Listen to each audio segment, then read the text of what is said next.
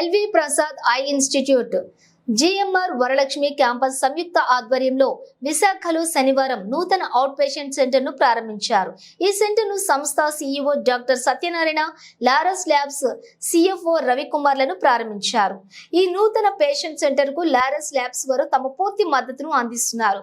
ప్రపంచ ఆరోగ్య సంస్థ వారి సహకారంతో అంధత్వ నివారణకు అన్ని వర్గాల వారికి సమానమైన నేత్ర సంరక్షణ సేవలు అందించుటకు కట్టుబడి అంధత్వం తొలగించుటకు కృషి చేస్తున్న సంస్థ ఎల్వి ప్రసాద్ సంస్థ అన్నారు. ఈ నూతన సెంటర్ లో 12 పరీక్షా గదులతో పాటుగా 20 మందికి సదుపాయకరంగా నేత్ర సంరక్షణ వైద్య సేవలు అందిస్తాయన్నారు.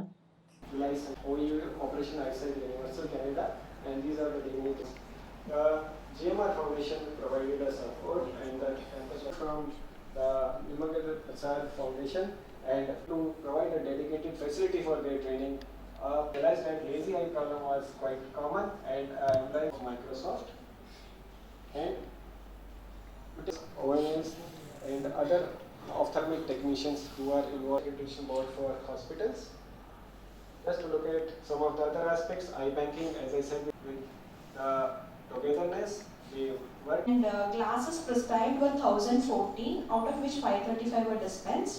Mukundan have been awarded merit certificate for photography in slit lamp category, which has been awarded best poster discussion at 39th APAO Congress. And also coming to one more new achievement is the Institute for Elderly Eye Care.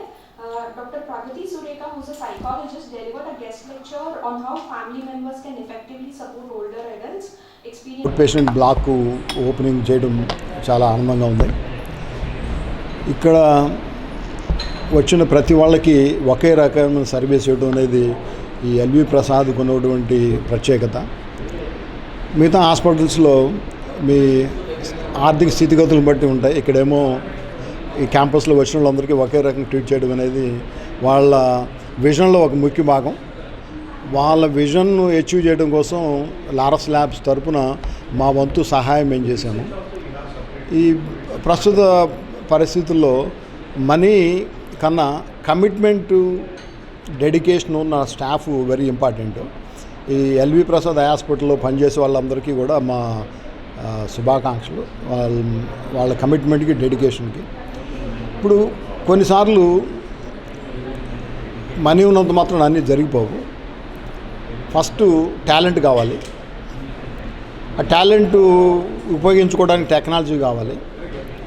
ఈ technology, talent ఉన్న తర్వాత ఆ ట్రస్టును, ఆ కేరింగ్నెస్ feeling కావాలి.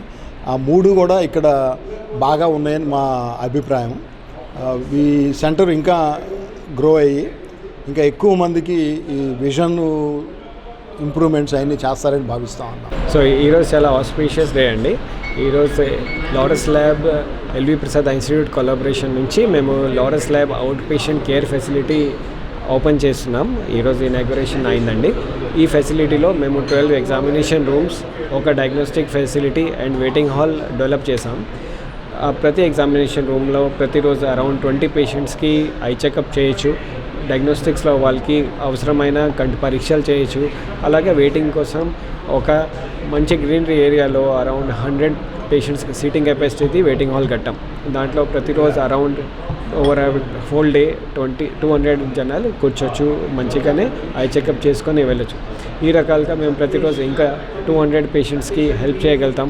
ఆ రకాలుగా ఈ ఫెసిలిటీ డెవలప్ చేసాం. ఈ ఫెసిలిటీకి సపోర్ట్ చేయడానికి లారస్ ల్యాబ్స్ టీమ్కి మేము చాలా కృతజ్ఞతగా ఉన్నాం. ఆ రకాలుగా మేము ముందుగా